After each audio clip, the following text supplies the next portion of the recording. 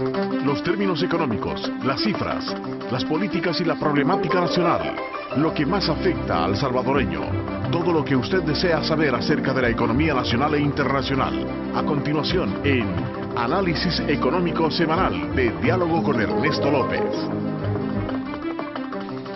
¿Qué tal? Muy buenos días, El Salvador, ¿cómo están? Qué placer saludarles como siempre, un gusto estar con ustedes a esta hora de la mañana. Bienvenidos a este análisis económico semanal. La falta de una cifra concreta para financiar, digamos, las elecciones presidenciales de 2014 sigue de alguna manera generando retrasos entre los parlamentarios que no logran aprobar la reasignación de fondos para que el Tribunal Supremo Electoral inicie de lleno con el calendario para los próximos comicios. El Partido Arena, por cierto, pide al Ministerio de Hacienda y al ente colegiado unificar, fíjese usted, criterios, según ellos, en base a la austeridad. De ser así, el proyecto podría sumar los votos necesarios esta semana y no continuar poniendo en riesgo, digamos, como se ha mencionado, temas como el voto en el exterior y las mismas elecciones presidenciales. Así es que para hablar sobre este tema me acompaña acá en el estudio el magistrado presidente del Tribunal Supremo Electoral, el licenciado Eugenio Chica. Gracias, magistrado presidente, gracias por estar con nosotros. Buenos días. Buenos días, Ernesto, buenos días al pueblo salvadoreño y muchas gracias por permitirme estar en tu programa, Ernesto. ¿Cómo encontrar esa media entre, digamos, entre ese pensar, entre ese sentir de quienes en algún momento han estado, digamos, reacios a aprobar de los 57 millones que solicitó el tribunal a cederles en este caso 40 millones de dólares? ¿Cómo van a encontrar esa media? Digo, o es que al final de cuentas el tribunal se da por aceptada esa propuesta que plantea el ministerio el ministro de Hacienda.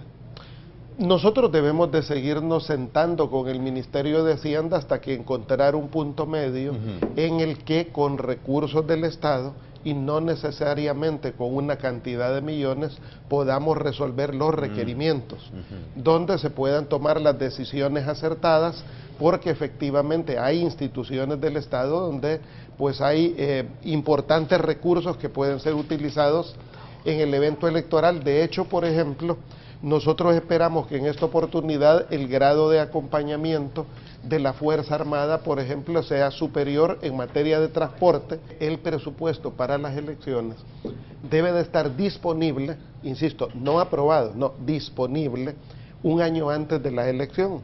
Eso permite desarrollar con transparencia procesos de compra, procesos de licitación. Eso permite asegurar la coordinación con distintas instituciones del Estado.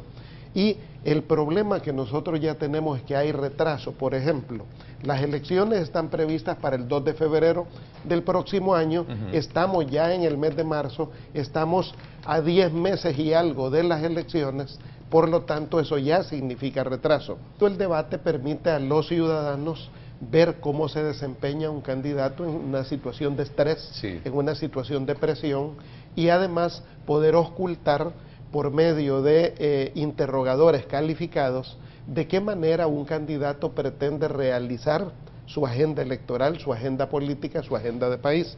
No solo qué se propone hacer, sino cómo se propone desarrollarlo, y que esos insumos puedan ser útiles para los electores y electoras a la hora de tomar su decisión y considerar quién puede ser la mejor alternativa. Se ha hecho muy polémico el tema de por qué $180,000. La respuesta es sencilla, son 3 debates, cada debate cuesta aproximadamente $10,000, no es mucho, y los otros 50,000 previo a cada debate es para colocar un poquito de pauta con esos 50,000 en los medios de comunicación, televisión, radio, periódicos, para que la población esté atenta a la celebración del debate y pueda participar. O sea, el monto que mucho a veces ha causado resquemor de que para qué se va a utilizar es sencillamente para eso, para un poco de pauta que permita decirle a la gente, esté atento, estas son las maneras de participar, envíe sus preguntas, etcétera. La modalidad que veníamos analizando es poder hacer ese debate con varias opciones. Una opción es que puede ser conducido con al menos 5 universidades de las más antiguas del país. Esa fue una opción. Otra opción que nos planteamos es la posibilidad de que periodistas destacados como tu persona puedan ser quienes estructuren y resuelvan la manera de organizar ese debate. Otra alternativa que nos hemos planteado es que sean personalidades del país quienes puedan rectorear esa iniciativa. Tiempo número 1, solo puede haber debate después de la convocatoria de elecciones. Eso será el 23 de septiembre. Sí. Segunda condición, solo puede ser cuando los candidatos están inscritos. Y en ese sentido, el proceso de inscripción de los candidatos está resuelto a la altura del 20 de diciembre, que es cuando se han dirimido no solo las inscripciones, sino también la parte contenciosa de cualquier revocatorio, de cualquier requerimiento jurídico que plantee algún partido o ciudadano. Por lo tanto, el periodo del debate solo puede ser entre el 20 de diciembre y 3 días antes de las elecciones. Contaríamos más o menos con 5 semanas más o menos para poder desarrollar los debates, si es que puede evolucionar positivamente el tema. Como tribunal no lo hemos descartado, pero insisto, tenemos la preocupación de que este vaya a ser más contaminado, ya se contaminó. Y aclarar también de que al ministro le corresponde enviarlo a la Asamblea Legislativa. El ministro, hemos estado en conversaciones para eso, y eso también depende de que la Asamblea Legislativa, y concretamente el Partido Arena en la Asamblea Legislativa, acompañe primero con sus votos las reprogramaciones que hacen falta de los 85 millones para poder tomar ahí, de esos 85, 40 millones para con eso sumar otros recursos y financiar el proceso electoral. Hay países que resolvieron el tema de la segunda vuelta, sencillo, porque lo que hacen es determinar, por ejemplo, el caso de Nicaragua, la elección se gana si un candidato llega al 40% de los votos y si además tiene al menos una diferencia de 10 puntos respecto al segundo contendiente. Esa es la regla. A ver, pero ese es polémico, incluso fue... Por supuesto, graves críticas a todo ese modelo de reforma que se hizo porque se creyó que era conveniencia del gobierno, del presidente. Pero muchos países así lo tienen. ¿Por qué? Donde te planteo, y son temas que hay que asumirlos y valorarlos como país. De la misma forma se plantea cuánto vota en las segundas rondas electorales. Vota bien pocos electores en las segundas vueltas. O sea, disminuye significativamente la participación electoral, pero además en las segundas vueltas, el que quiere ganar en la segunda vuelta tiene que negociar sus propuestas, sus programas, su aparato de gobierno para obtener el respaldo de otra fuerza política, y eso termina desnaturalizando las propuestas originales de cualquier partido político, porque lo obliga a negociar el alma para poder obtener los votos necesarios y el apoyo de otra fuerza política. En una segunda vuelta. O sea, son temas, insisto, que hay que debatir. La segunda ronda está prevista para el 9 de marzo. Para el 9 de marzo, o sea, posterior a la primera, 9 de marzo, estaríamos desarrollando una segunda elección, si es el caso.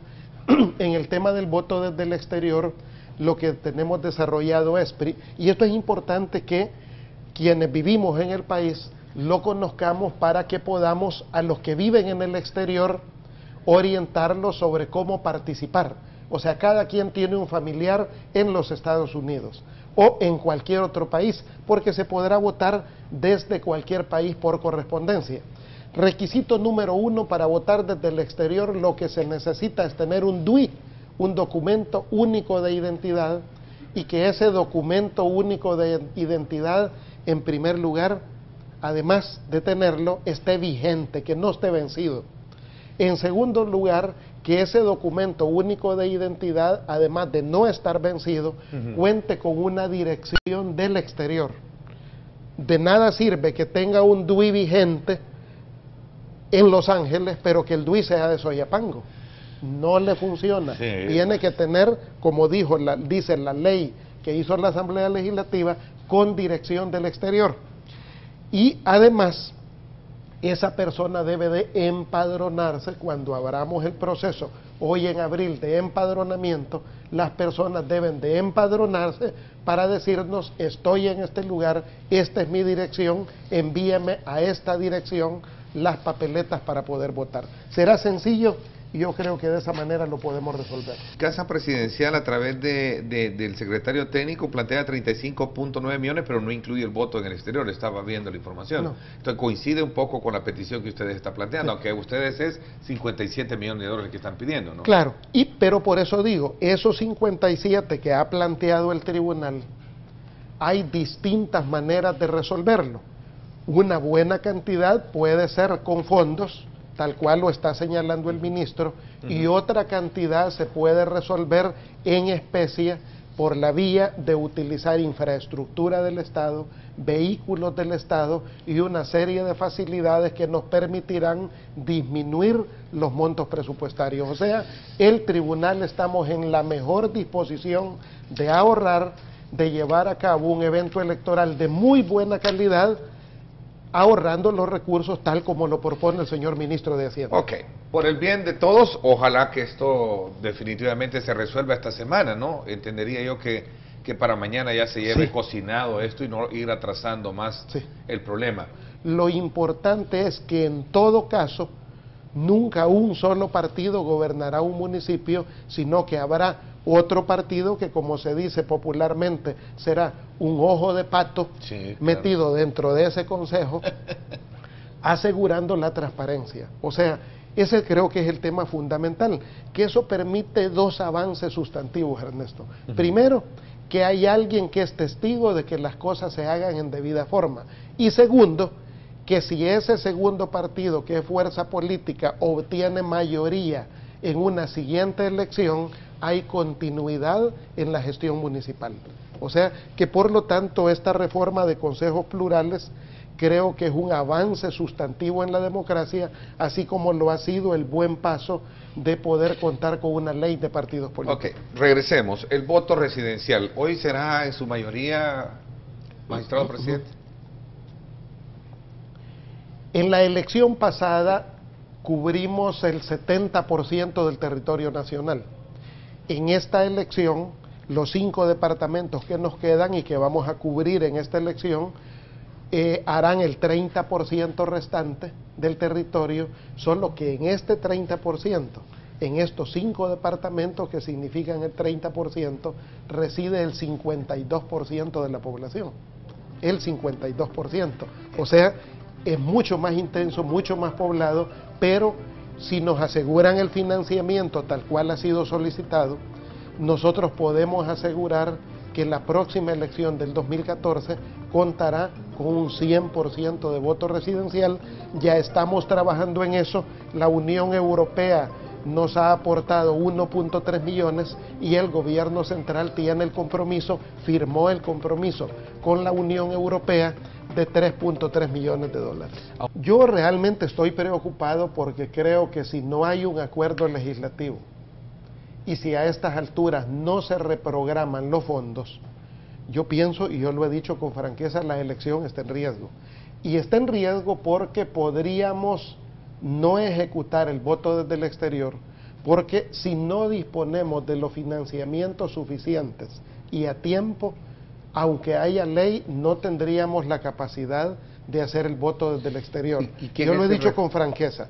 Y en segundo lugar, puede frustrarse el voto residencial si no contamos con los recursos de lo que el gobierno ya firmó con la Unión Europea y por lo tanto, por las razones que sean, la única fuente de financiamiento disponible en este momento es la reprogramación de los 85 millones.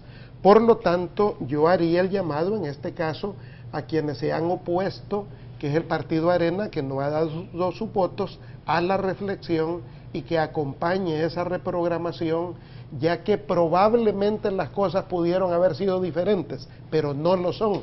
Y en este momento el único fondo disponible son los 85 millones que se pueden reprogramar.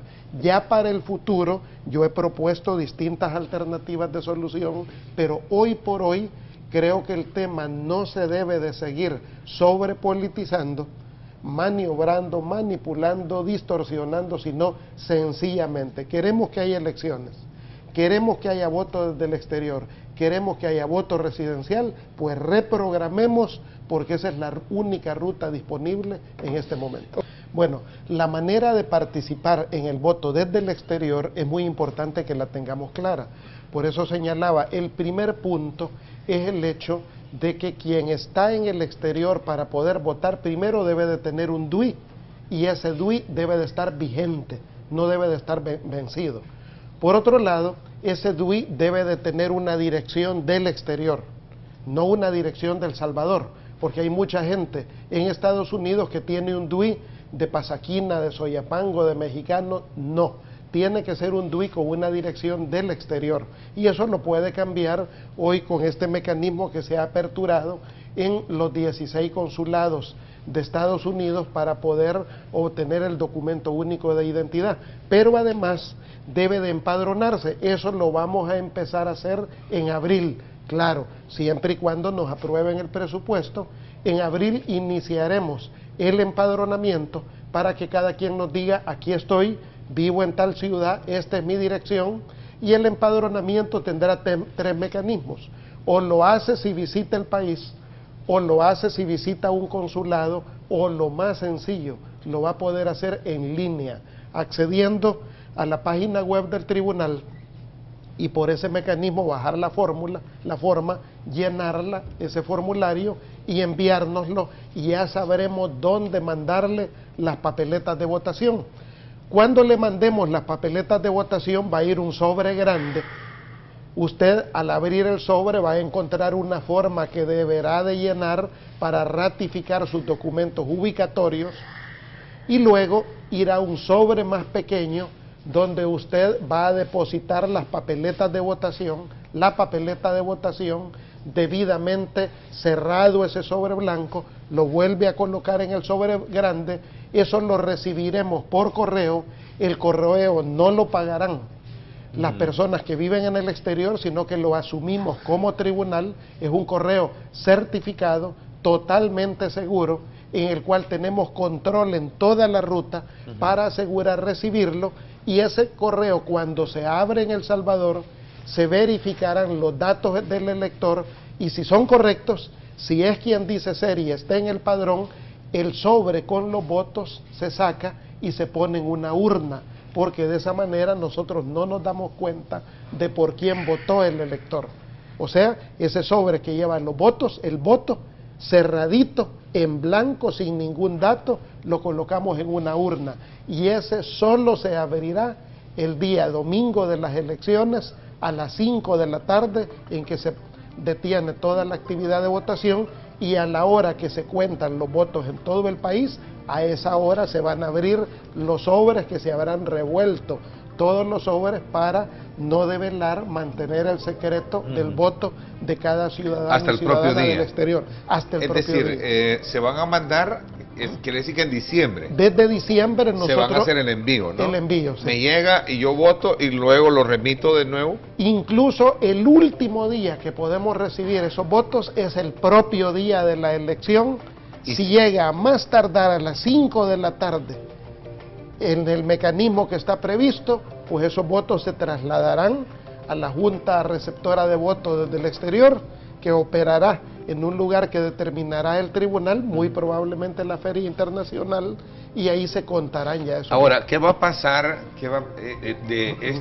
Esta, digamos, puntualidad va a depender del servicio de courier que ustedes hayan Para eso contratado. la ley estableció que quien controla, nos ayuda a controlar esa fase, es Correos de El Salvador, pero para eso se contrata un courier internacional que es el que va a mover todo eso, pero a partir de Correos de El Salvador. O sea, el punto neurálgico es Correos de El Salvador, tal cual lo señaló la ley que aprobó la Asamblea Legislativa. Gracias.